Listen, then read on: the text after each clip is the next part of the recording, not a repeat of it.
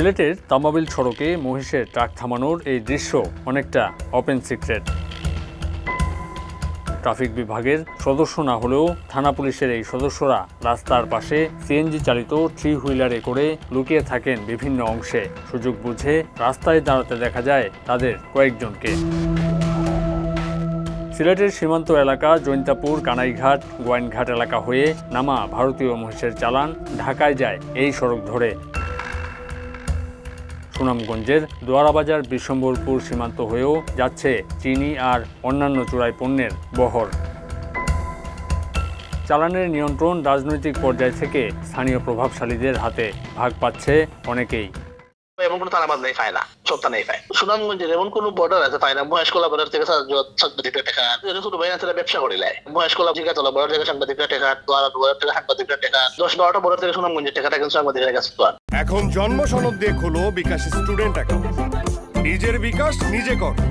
প্রতি গাড়ি থেকে জনপ্রতি আলাদা আলাদা টাকার অঙ্ক হিসেব করতে হয়। এই ভাগাভাগিতে সব মহলই টাকা নিচ্ছে বলে দাবি স্থানীয় জনপ্রতিনিধির। চোরাচালানের ক্ষেত্রে সুনামগঞ্জের এমন কোনো সাংবাদিক নাই তাদের কাছে টাকা নেওয়া নাই। প্রতি গাড়িতে 5,000 টাকা করে মিলন রাখতেন। দোয়ারাবাজার সীমান্তে রয়েছে বর্ডার হাট। এই সুবিধাকে কৌশলে কাজে লাগিয়ে কোটি কোটি টাকার পণ্য ঢাকায় চালান করছে একটি চক্র। একই মালিক, নাম বিভিন্নতা, এক মালিকের মাল কেন যাইতেছে, এর বাদে আঙ্গুর ফল, পেঁয়াজ এরকম। বর্ডার হাট ছাড়াও এই রুটে অবাধে চিনি আর গরু মহিষের চালান নামার অভিযোগ বিস্তর। টাকা উঠছে থানার ওসি ও ইউপি চেয়ারম্যান সহ বিভিন্ন নামে। এই মালটা কারা নেয়?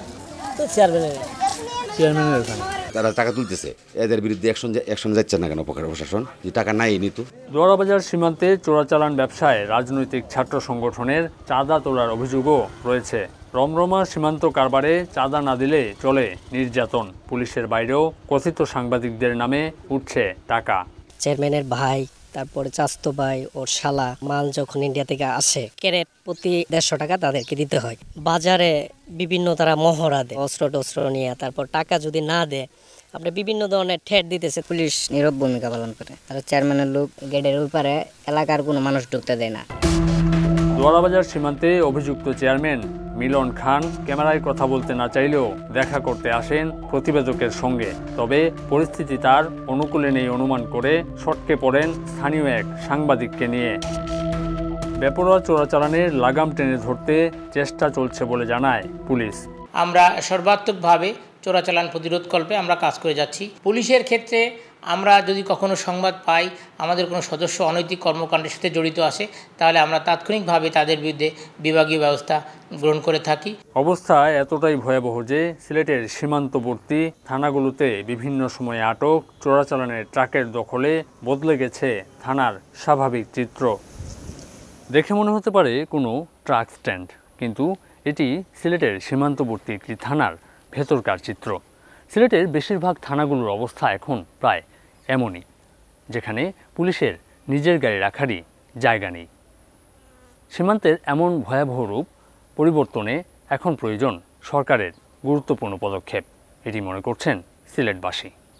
আমিনুল ইসলাম, সময় সংবাদ, সিলেট।